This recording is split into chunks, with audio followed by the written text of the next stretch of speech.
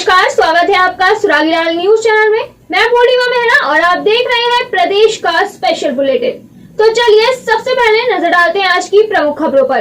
रुद्रपुर पहुंचे कैबिनेट मंत्री चंदन रामदास। जसपुर में विधायक चौहान ने की प्रेस वार्ता। कमिश्नर दीपक रावत का फूटा गुस्सा, बोले कहां है इंजीनियर। जसपुर में पॉक्सो अधिनियम के तहत मुकदमा दर्ज, आरोपी गिरफ्तार।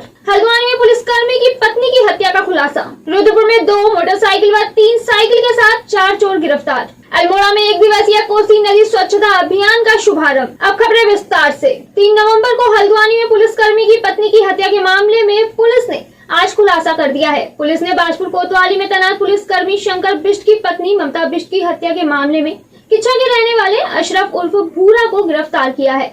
संवाददाता दीपक अधिकारी की रिपोर्ट।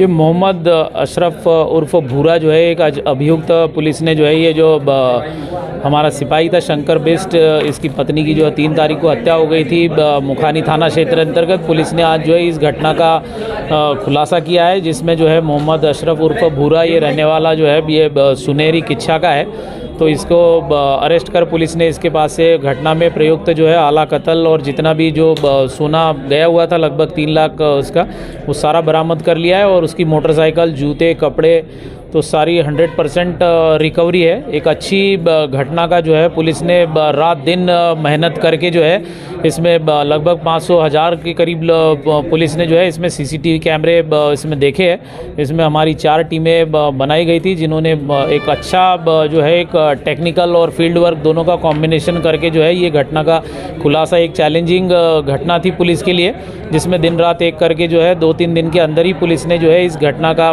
खुलासा किया है। इस टीम के बेहतरीन कार्य के लिए माननीय पुलिस महानिदेशक महोदय द्वारा भी जो है 1 लाख का इनाम दिया गया है। मेरे द्वारा भी जो है इसमें 50,000 का इनाम दिया गया है।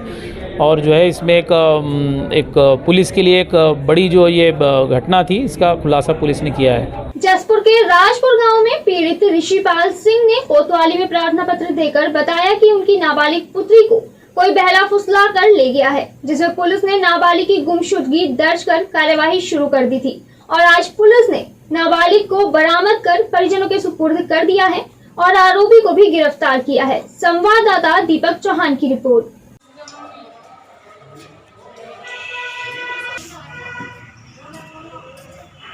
कोतवाली को ग्राम राजपुर के ऋषिपाल ने 1 तारीख को सूचना दी थी कि उनकी नाबालिग पुत्री को कोई बहला फुसला कर ले गया है, जिसे कल दिनांक 2 तारीख को रामनगर से बरामद कर लिया गया है। और लड़की के बयान के आधार पर पॉक्सो एक्ट बढ़ाकर उसमें अग्रिम कार्रवाई की जा रही है। 8 तारीख में उसे जेल भेजा जा रहा है।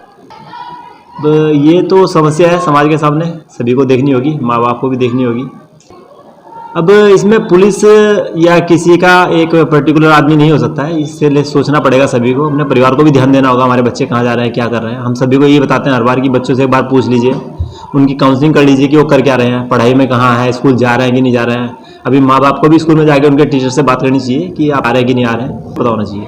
जसपुर विधायक आदेश चौहान ने अपने कार्यालय पर एक प्रेस वार्ता कर बताया कि एक तरफ तो सरकार किसानों की आय दुगनी करने की बात कर रही है, जबकि दूसरी तरफ किसानों के उपयोग में आने वाले ट्रैक्टर पर बैंकों द्वारा लिए जाने वाले ब्याज की दर को भी बढ़ा दिया गया है। संवाददाता दीपक चौहान की रिपोर्ट।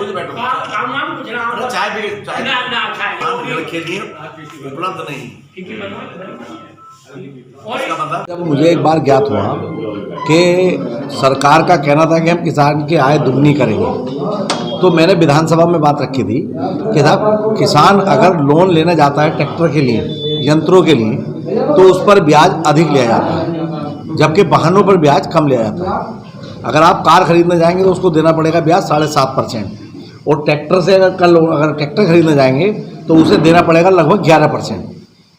तो लगभग जो अंतर है भाई, एक तरफ सरकार कह रही है कि हम किसानों की आय बढ़ाएंगे, तो क्या अधिक ब्याज वसूल कर आय बढ़ाई जाएगी? अगर हम किसान को सुविधा देना चाहते हैं तो मैंने इसी को लेकर भारत सरकार वित्त मंत्री को लेटर लिखा था कि ट्रैक्टरों पर भी वही ब्याज वसूला जाए जो वाहनों पर लिया जाता है। लेकिन वहाँ से जवाब आया है कि ट्रैक्टर वाहन की श्रेणी में नहीं आता। दूसरा मैंने कहा था कि भाई जिस तरह आप गाड़ी लेने जाइए तो उसमें कोई चीज़ मॉर्गेज नहीं रखी जाएगी, अगर आप ट्रैक्टर लेने जाएंगे तो किसान की ज़मीन भी मॉर्गेज की जाएगी, तब उसको लोन मिलेगा।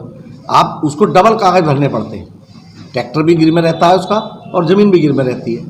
और अगर आज मैं मारुति कार या महिंद्रा की गाड़ी लेने जाएंगे तो आपको 7.5% ब्याज देना होगा और मोर्गेज कुछ भी नहीं करना होगा। तो ये सरकार की जो उद्योगपतियों को लाभ पहुंचाने की मंशा है, किसानों को लाभ पहुंचाने की नहीं है। और ये वित्त मंत्री का जो लेटर आया था वो मैंने उसकी कॉपी आप सबको दी।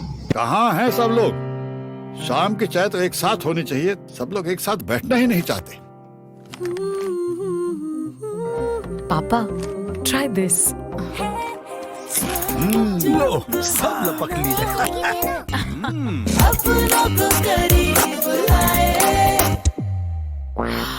ये क्या हाल कर दिया है रूम का? बस कल से चाय? कल से चाय मेरे रूम में। देवर पान नमकीन। अपनों को करीब ला। हल्द्वानी के गोलाबार स्थित 15.10 करोड़ के अंतर्राष्ट्रीय स्टेडियम में कुमाऊं कमिश्नर दीपक रावत ने औचक निरीक्षण किया और अधिकारियों को जमकर लताड़ लगाई। कमिश्नर ने मौके पर इलेक्ट्रिसिटी और सिविल इंजीनियर के न होने पर सवाल किए और खेल विभाग की निर्माणदायी संस्था के ऊपर तत्काल पेनल्टी लगाने के निर्देश दिए। संवाददाता दीपक अधिकारी की रिपोर्ट।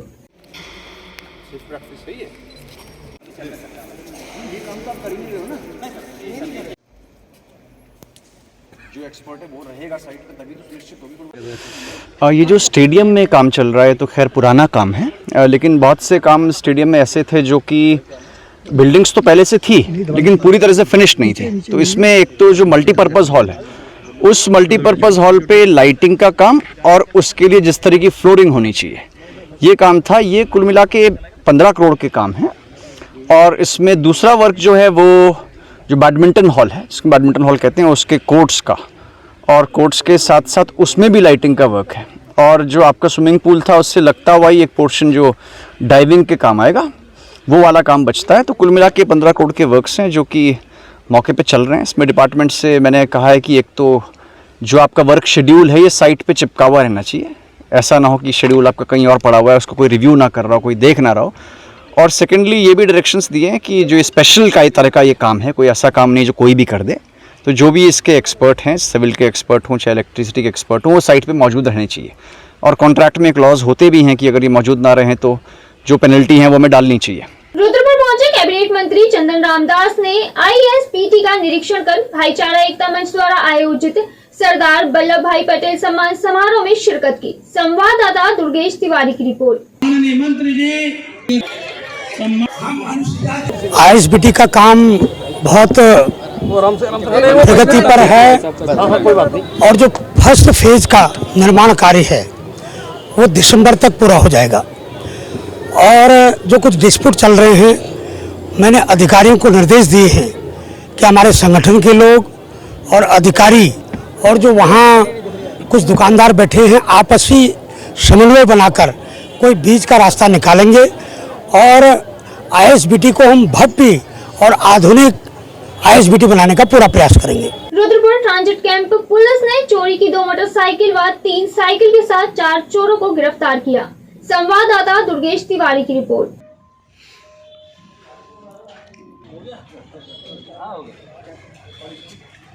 3 तारीख को हमारे पास में FIR दर्ज हुई कि हमारी एक मोटरसाइकिल चोरी हुई है और एक साइकिल चोरी हुई है। जब पुलिस ने लगातार गश्त दी और नाकेबंदी करी और जो हमारी ट्रांजिट कैंप की पुलिस है, इसने सुरक्षा समितियां जो बनाई हैं उन सबकी मदद लेके जब पूछताछ की गई तो 2 लड़के बाइक चलाते हुए दिखाई दिए। उनसे पूछताछ की गई कि कागज़ कहाँ है तुम्हारे, चेक किया तो पता चला उनमें से किसी कागज़ नहीं थे। उन्होंने बताया उनसे सख्ती से पूछताछ करने पर कि ये गाड़ियाँ चोरी की हैं। तो इस प्रकार हमें 2 मोटरसाइकिल और 3 साइकिल हमें बरामद हुई हैं उनसे। और ऐसे टोटल 4 अभियुक्त हैं, 4 चोर थे हमने जिनको पकड़ के आज जेल में भेज रहे हैं उनको। अल्मोड़ा में 1 दिवसीय कोसी नदी स्वच्छता महाअभियान का शुभारंभ कोसी बाजार सेंट्रल बैंक के पीछे नदी तट पर किया गया, जहां जिलाधिकारी ने अधिकारियों एवं स्वयंसेवकों को कोसी स्वच्छता की शपथ दिलाई। मौके पर नगर पालिका अध्यक्ष, ब्लॉक प्रमुख बबीता भाकुनी, SSP प्रदीप कुमार राय समेत अन्य जनप्रतिनिधि मौजूद रहे। संवाददाता हेमंत सिंह मेहरा की रिपोर्ट। तो ये एक मैसेज देने की कोशिश है कि इसके किनारे लोग गंदगी ना करें। और जैसा कहा गया जल ही जीवन है, तो जो आज जो सफाई अभियान हमारे जिलाधिकारी महोदय और जिला प्रशासन के द्वारा कराया जा रहा है, जिसमें कि ये कोसी जो हमारी केवल एक नदी नहीं है, हमारे अल्मोड़ा के लोगों के लिए ये प्राणदायिनी नदी है, क्योंकि इससे पीने का पानी मिलता है। तो ये जो स्वच्छता अभियान चलाया जा रहा है, तो विस्तृत रूप से देखा जाए तो ये जल का स्वच्छता अभियान ही नहीं, ये जीवन का स्वच्छता अभियान है हमारे अल्मोड़ा के लिए। आज के लिए बस इतना ही। उत्तराखंड से जुड़ी सभी बड़ी खबरों के लिए देखते रहिए सुरागीलाल न्यूज चैनल। धन्यवाद।